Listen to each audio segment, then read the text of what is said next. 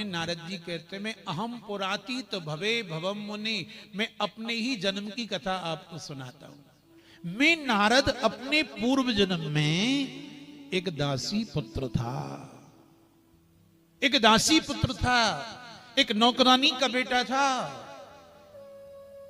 एक दासी का पुत्र था। जिस समय मेरा जन्म हुआ उसी समय मेरे पिता की मृत्यु हो गई थी, मेरी मां विधवा हो गई थी, विपत्तियों का पहाड़ मेरी मां के ऊपर गिर गया था। मेरा जन्म होता है, मेरे पिता की मौत हो जाती है, मृत्यु हो जाती है, घर में धन का अभाव था, बड़े लोगों के यहां बर्तन साफ करती थी, झूठन साफ करती थी मेरी मां, नौकराइन का काम करती थी मां। दास्यास्तु कस्याश्चन एव बादिना, दासी का पुत्र था मैं। लेकिन एक बार मुझे संतों का दर्शन हो गया। प्रेम से बोलो राधे।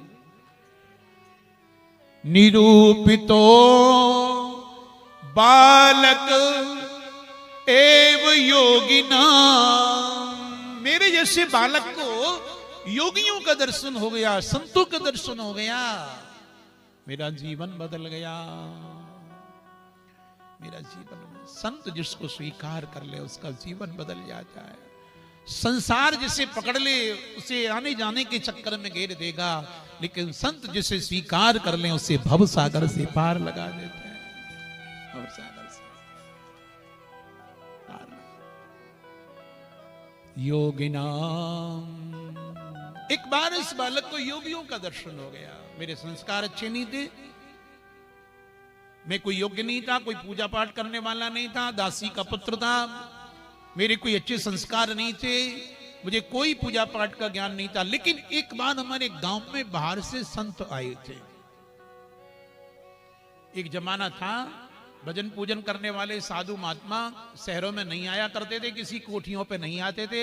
आजकल कोठियों में अंदर आ जाते हैं, जिस बेड पे तुम सोते हो उस पे गुरुजी सो जाते हैं, जिन बर्तनों में तुम खाते हो उनमें बाबा जी खा जाते हैं। समझे आप? लिफाफा अच्छा दे दो सब कुछ हो जाता है। लेकिन भागवत कह रही है हमारे गांव में संत आए थे, संत आए थे, और गांव से दूरी पर एक बगीचा था, उस बगीचे में संत ठहरे हुए थे। उनके पास में गौ माता थी, गौ सेवा सत्संग होता था, वहीं हरिनाम संकीर्तन होता, सत्संग करते थे। पूरे गांव में सूचना फैल गई, खबर, संत आए, ऐसी महात्मा आए, बड़ा कीर्तन करते हैं, बड़ा सत्संग करते हैं, गौ माता साथ में रखते हैं, चलो चलो दर्शन करने चलो। सारा गांव दर्शन करने के लिए। भगवती श्रुति कहती है संतः सदा गंतव्यो, संत के पास हमेशा बैठो। भागवत तो संत की कह रही है, लेकिन मैं व्यास गादी से निवेदन करूं, आप 5 मिनट उसके पास बैठ लो जो रोज नियम से 16 माला करता हो। 16 माला अपने गुरु मंत्र की जो नियम से करता हो, 5 मिनट ही उसके साथ तुम बैठ करके देख लो, आपका मन बदलेगा, आपके विचार बदलेंगे, आपकी सोच बदल जाएगी, आपकी जिव्यारी हरिनाम लेने लग जाएगी, आपकी भावनाएं पवित्र हो जाएंगी, उसके नाम का प्रभाव, उसके जप का प्रभाव पड़ेगा। जो अपने गुरु के मंत्र की 16 माला कर, गांव में संत आए, सारा गांव संतों की सेवा में लगे। कोई अन्न से कर रहा है, कोई किससे कर रहा है, कोई किस। मुझे मालूम पड़ा, माँ हमारे गांव में संत आए ही, मुझे ले चलो। माँ कहने लगी, बेटा हम बहुत गरीब हैं, हमें कौन वहां मिलने देगा, कौन जाने देगा संतों के पास में। मैंने माँ को कहा, माँ संतों की दृष्टि में कोई गरीब अमीर नहीं होता है, यदि वो संत हैं तो सबको स्वीकार करते हैं, वो सबसे मिलते हैं। मां मुझे लेकर के संतों के पास में आ गई, निवेदन किया, महाराज मैं एक दासी हूं, मेरी और मेरी पुत्री की इच्छा है आपकी सेवा करने की। संतों ने मां को गौ सेवा दे दी। मेरी मां गौ सेवा करती, मेरी मां गौ की सेवा करती, और मुझे संतों ने अपनी सेवा में ले लिया। एक दासी का पुत्र, एक नौकरानी का बेटा, एक गरीब घर का बेटा, जिसके संस्कार अच्छे नहीं थे, जिसकी रहनी सहनी अच्छी नहीं थी, जिससे कोई ज्ञान नहीं था, लेकिन पता नहीं मेरे किस जन्म का कोई प्रारब्ध चमका, भाग्य चमका, पुण्य जगा कि मुझे संतों ने अपनी सेवा में ले लिया। प्रेम से बोलो राधे, ले लिया। और संतों में तो नाम भी बदल जाते हैं भाई। कोई दास कहता है, कोई शरण कहता है, कहीं नंद लगता है, कहीं गिरी लगता है। तो मेरा नाम संतों ने रख दिया रामदास।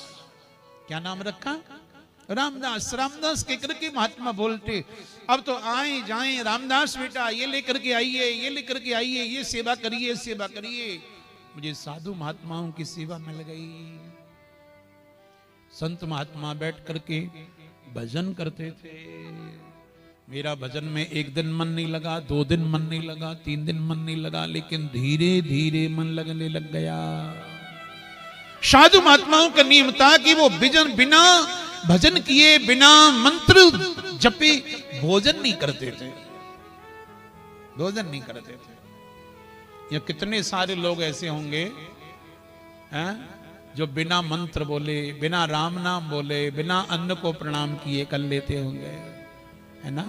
जबकि भोजन का मंत्र है, अन्न को प्रणाम करना चाहिए, अन्न को नमन करना चाहिए। अन्न में ईश्वर विराजमान है, दिख नहीं रहा है। उस रोटी में शक्ति है, उस चावल में शक्ति है, उस दाल में शक्ति है। परमात्मा उसमें शक्ति के रूप में विराजमान है, उसे नमन करना चाहिए। यही अंतर है। संसारी भोजन करते हैं महाराज टीवी खोलकर, और साधु संत भोजन करते हैं राम नाम बोलकर। संत महात्मा जब तक भगवान का नाम नहीं ले लेते तब तक भोजन नहीं करते। और संसारी लोग तो महाराज टीवियां देखते जाते हैं महाराज। एक जमाना था जब आदमी भोजन करने को बैठ रहा था तो घर में कैसा भी कलेश हो जाता, बीवी कहती थी पहले भोजन कर लेने दो चैन से, इनको बाद में सुनाऊंगी, बाद, है ना। कोई अशुभ सूचना होती थी, कोई अशुभ समाचार होता था तो लोग कहते भैया भोजन कर रहे हैं, पहले भोजन कर लेने दो। और अब दुनिया भर के अशुभ समाचार टीवी में देखते रहते हैं। दुनिया भर के अशुभ समाचार, दुनिया भर की गंदगी को देखते रहते हैं और खाते रहते हैं। तो जैसो खावे अन्न वैसो बने। संतों की यहाँ का प्रसाद मुझे मिल गया, भंडारा मुझे मिल गया। अब ध्यान देकर के सुनिए, आप भागवत की बात कह रहा हूं। 4 प्रकार के भंडारे होते हैं, 4 प्रकार का प्रसाद होता है। तुम्हारे घर में यदि कोई संत भोजन करता है ना भाई, वो अलग होता है। तुम्हारे घर में कोई कर्मकांडी ब्राह्मण भोजन करता है, वो अलग होता है। तुम्हारे घर में कोई वैष्णव जिसके माथे पे तिलक है, गले में तुलसी की माला है, जिसके अधरों पर राम नाम का संकीर्तन है, वो प्रसाद पाता है, वो भंडारा पाता है, वो अलग है भाई। और चौथा होता है झरा भंडारा। कितने भी दारू पीने वाले आ जाओ, कितने भी ठेके लगाने वाले आ जाओ, बीड़ी पीते आ जाओ, सिगरेट पीते आ जाओ, चिलम लगाते आ जाओ, उल्टे फिरते आ जाओ, आओ और खाओ। एक वो होता है समझे, साधु सेवा। साधु सेवा का जो भंडारा है, संतों का जो प्रसाद है, वो शीत प्रसादी दुनिया का सबसे बड़ा भजन है। साधु महात्मा प्रसाद पाले, महात्मा प्रसाद ग्रहण कर ले, और उसके बाद में जो शीत प्रसाद होता है वो सबसे बड़ा भजन है, सबसे बड़ा प्रसाद है। यही मैंने किया। संत महात्माओं ने भगवान का नाम लेकर के भोजन किया, और शेष प्रसाद जो बचा उसको मैंने पा लिया। मेरा हृदय पवित्र हो गया, मेरी विचार पवित्र हो गए, मेरी दृष्टि पवित्र हो गई, और मेरा भजन में मन लगने लग गया। अब तो साधु महात्मा भजन करते, मैं भी भजन करता, कीर्तन करते, मैं भी कीर्तन करता, कथा सुनाते, मैं कथा सुनता। प्रेम से संतों की सेवा में मेरा मन लगने लग गया, और महात्माओं का 4 महीने का व्रत पूरा हुआ, और संत लोगों ने अपना झोला उठाया और वो चलने लगे। तो जैसे संत लोग चलने लगे तो नारद जी कहते हैं मैं तो रोने लग गया। रो दो, संतों के लिए मैं रो रहा हूं, रो रहा हूं, संतों के लिए रो रहा हूं। रोदन हो रहा है, संत जा रहे हैं, मैं रो रहा था। संतों ने मुड़ करके देखा, रामदास क्यों रो रहे? बाबा मुझे संग लेकर के चलो, मेरा मन नहीं लगेगा संसार में, मुझे साथ लेकर के चलो। नहीं भैया तुझे यही रहना पड़ेगा, तेरी बूढ़ी माँ है, अपनी माँ की सेवा करना।